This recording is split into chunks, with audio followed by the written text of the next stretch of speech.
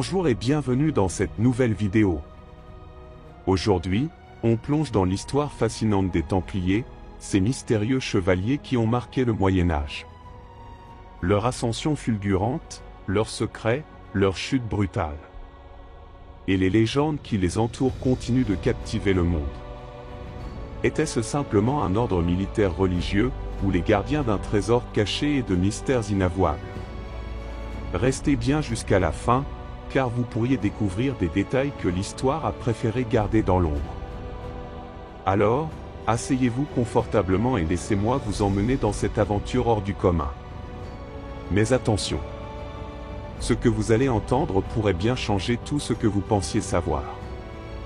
Abonnez-vous et activez la cloche, car cette histoire ne fait que commencer. Prêt à lever le voile? Allons-y! Les Templiers et les sociétés secrètes modernes. Héritiers ou inspiration? Les sociétés secrètes modernes, comme la franc-maçonnerie ou d'autres ordres chevaleresques, revendiquent parfois un lien symbolique ou historique avec les Templiers.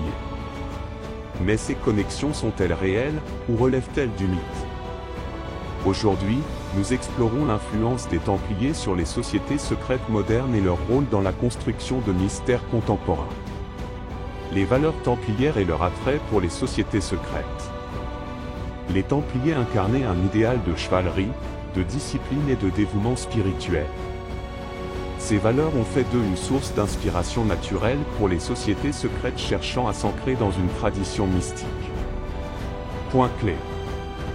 Dévouement à un idéal. Les Templiers symbolisaient la quête spirituelle, la protection des faibles, et l'obéissance à des principes élevés. La fraternité. L'organisation hiérarchique et solidaire des Templiers a inspiré des loges et ordres modernes. Un ordre mystique. Leur association avec des reliques sacrées et des secrets spirituels alimente l'attrait des sociétés ésotériques modernes. Anecdote. Les premières loges maçonniques modernes au XVIIIe siècle utilisaient des récits sur les Templiers pour légitimer leur existence, en se présentant comme leurs héritiers spirituels. Les liens revendiqués avec la franc-maçonnerie. Parmi les sociétés secrètes modernes, la franc-maçonnerie est celle qui revendique le plus souvent une filiation symbolique avec les Templiers. Mais qu'en est-il vraiment? Point clé. Le discours de Ramsay. Andrew Michael Ramsay, en 1737, popularisa l'idée que les chevaliers croisés, notamment les Templiers, étaient les ancêtres spirituels des francs-maçons. Symboles et rites communs. La croix pâtée, les rituels initiatiques, et le concept de fraternité universelle.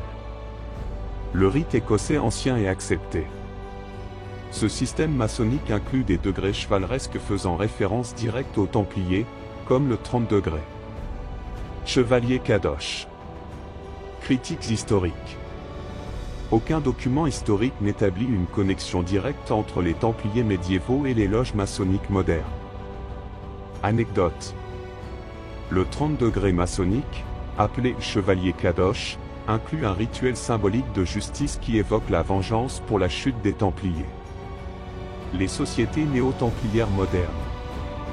Outre la franc-maçonnerie, plusieurs groupes modernes revendiquent une filiation directe ou symbolique avec les Templiers, mélangeant mysticisme et idéaux chevaleresques. Point clé. L'ordre souverain militaire du Temple de Jérusalem, OSMTJ. Fondé au XIXe siècle, il se présente comme un héritier spirituel des Templiers, promouvant des valeurs chrétiennes et humanitaires. Groupes ésotériques. Certains ordres associent les Templiers à des pratiques mystiques ou occultes, alimentant des théories sur des savoirs secrets transmis depuis le Moyen-Âge. Activités modernes.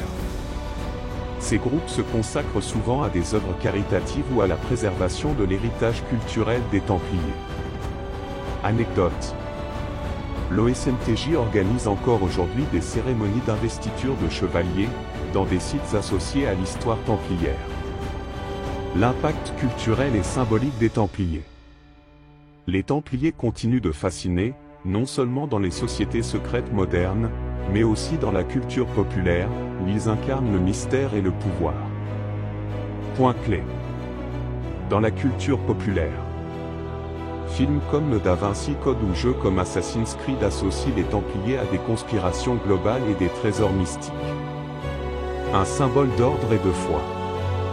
Les Templiers sont souvent utilisés comme archétype de l'idéal chevaleresque et du gardien de secrets.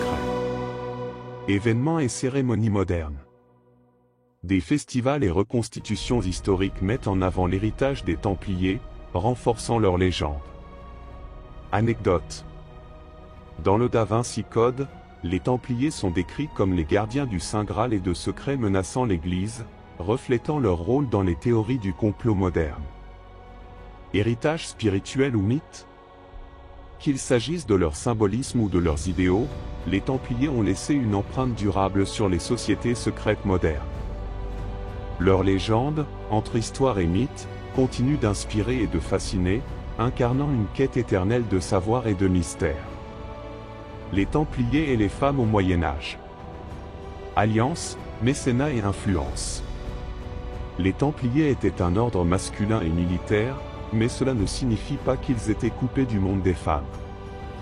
En effet, les femmes jouèrent un rôle important dans leur histoire, qu'il s'agisse de mécènes, d'alliés ou de figures spirituelles. Aujourd'hui, plongeons dans les relations entre les Templiers et les femmes au Moyen-Âge. Les femmes mécènes et protectrices des Templiers. Les Templiers, comme tout ordre religieux, dépendaient de dons pour financer leur mission.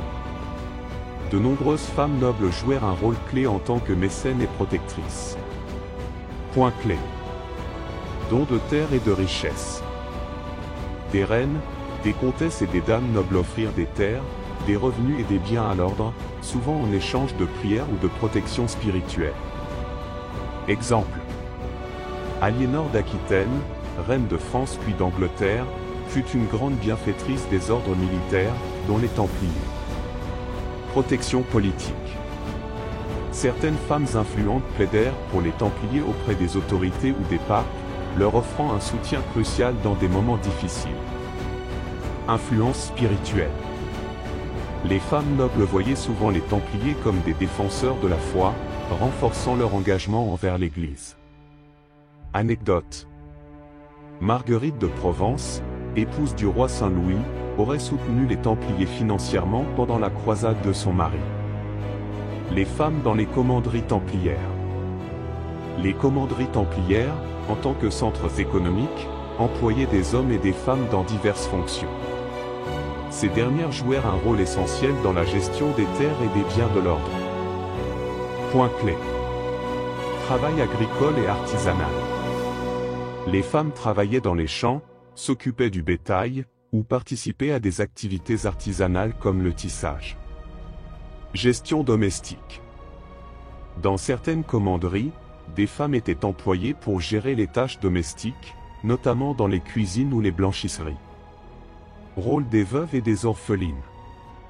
Certaines commanderies accueillaient des veuves ou des orphelines, leur offrant un refuge en échange de leur travail. Anecdote. Un registre templier de Provence mentionne des femmes responsables de la gestion de vignobles appartenant à l'ordre, témoignant de leur rôle clé dans l'économie templière. Les accusations et les rumeurs impliquant des femmes. Lors de leur procès, les Templiers furent accusés de pratiques scandaleuses, incluant des relations illicites avec des femmes. Ces accusations, bien que probablement exagérées, reflètent la méfiance envers l'ordre. Point clé. Accusation de liaison. Certains témoignages lors des procès évoquaient des Templiers ayant des relations interdites avec des femmes, bien que cela reste non prouvé. Symbolisme féminin. L'image de femme dans les accusations pouvait symboliser une transgression spirituelle, renforçant l'idée d'un ordre corrompu. Rumeurs et propagande. Ces accusations faisaient partie d'une campagne de discrédit orchestrée par Philippe IV et ses alliés. Anecdote. Des récits de procès mentionnent des femmes mystérieuses fréquentant des commanderies, mais ces témoignages sont souvent issus de tortures et ne sont pas fiables. L'héritage spirituel des femmes dans les idéaux templiers. Bien que les femmes n'aient pas pu rejoindre l'ordre, leur influence spirituelle est omniprésente. Les Templiers vouaient une dévotion particulière à la Vierge Marie, symbole de pureté et de protection. Point clé. La Vierge Marie comme figure centrale. Les Templiers considéraient la Vierge Marie comme leur protectrice et lui dédiaient de nombreuses chapelles. Les saintes patronnes. Des figures féminines comme Sainte Catherine ou Sainte Marie-Madeleine étaient vénérées par les Templiers, symbolisant leur quête spirituelle. L'inspiration chevaleresque. Les idéaux de la chevalerie, tels que la défense des femmes et des faibles, étaient au cœur de leur mission. Anecdote. Le manteau blanc des Templiers, symbole de pureté, était dédié à la Vierge Marie, reflétant leur engagement spirituel envers une figure féminine sacrée. Alliés spirituels et social. Les relations entre les Templiers et les femmes, bien que limitées par les règles de l'ordre, furent riches et variées. Qu'il s'agisse de mécènes, d'alliés ou de figures spirituelles, les femmes jouèrent un rôle essentiel dans l'histoire des Templiers, influençant leur mission et leur héritage. Le prochain épisode. Dans notre prochain épisode, découvrez un autre aspect fascinant. Les pratiques administratives et juridiques des Templiers. Leur impact sur les institutions modernes. Les Templiers et les routes commerciales européennes. Maîtres des échanges et protecteurs des voyageurs. À très bientôt pour une nouvelle exploration.